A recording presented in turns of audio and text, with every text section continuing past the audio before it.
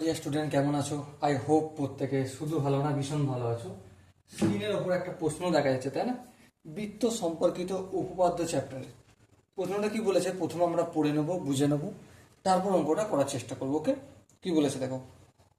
ও কেন্দ্রীয় বৃত্তের এবি এবং সিডি দুটি সমান দৈর্ঘ্যের জ্যা ও বিন্দু থেকে সিডি এর লম্ব দূরত্ব 6 সেন্টিমিটার এবং ও বিন্দু থেকে এবি এর লম্ব দূরত্ব কত সেন্টিমিটার হবে। তাহলে চলো, যেমন পড়লাম সেই অনুযায়ী আমি একটা বৃত্ত অঙ্কন করব। ও কেন্দ্রীয় বৃত্তের এবি এবং সিডি দৈর্ঘ্যের সমান দৈর্ঘ্যের জ্যা, তার মানে এই হচ্ছে আমার ও কেন্দ্রীয় বৃত্ত। ঠিক আছে, ও কেন্দ্রীয় বৃত্ত।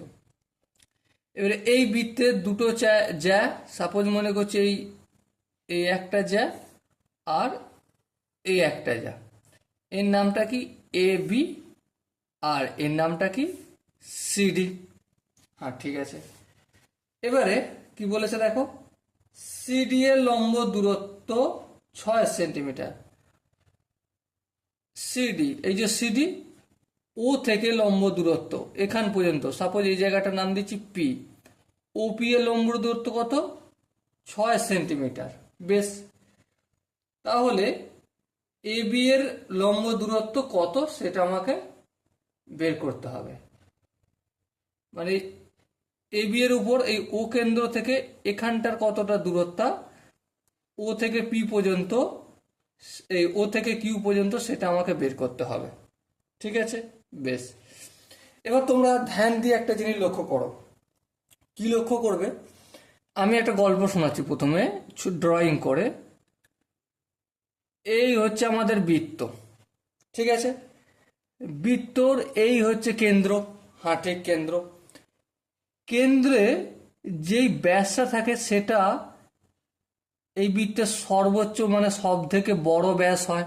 হ্যাঁ, ওটাই বড় ব্যাস। অ্যাকচুয়ালি ব্যাস একটাই, ওটাই সব থেকে বড় জ্যা হয়। হ্যাঁ, ঠিক। সাপোজ এর যতটা দূরে এদিকে নিয়ে আসবো, এর ঠিক ততটা দূরে উপর দিকে নিয়ে গেলে এই দুটো জ্যায়ের দৈর্ঘ্য কি পাবো আমরা?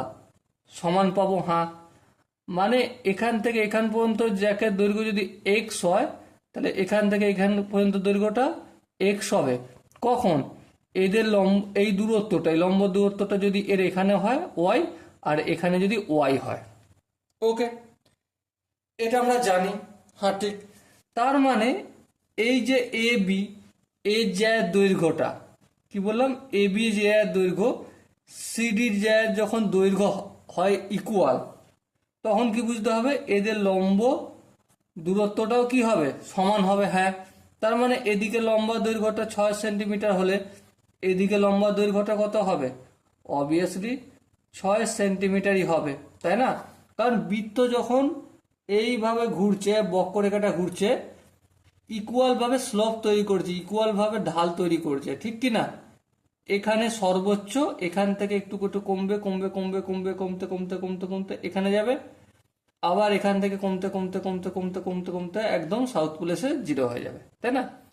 তো ইকুয়াল ভাবে যদি স্লোপ তৈরি করে, ঢাল তৈরি করে, তার মানে এখানে যে দূরত্বটা, এর দৈর্ঘ্য থেকে এর দৈর্ঘ্যটা কম, আবার এর থেকে এর দৈর্ঘ্যটা কম, আবার এর থেকে এর দৈর্ঘ্যটা কম, আবার একইভাবে এখানের দৈর্ঘ্যটা যা, এর থেকে এর দৈর্ঘ্যটা কম, তার থেকে এরটা কম। প্রথমটার দৈর্ঘ্য এর দৈর্ঘ্যের সঙ্গে সমান হবে, এর দৈর্ঘ্যটার সঙ্গে এই দৈর্ঘ্যটা ইকুয়াল হবে। কখন হবে? যখন এই যে দুই স্ট্যান্সটা, এই দুটো যদি ইকুয়াল থাকে। কি থাকে?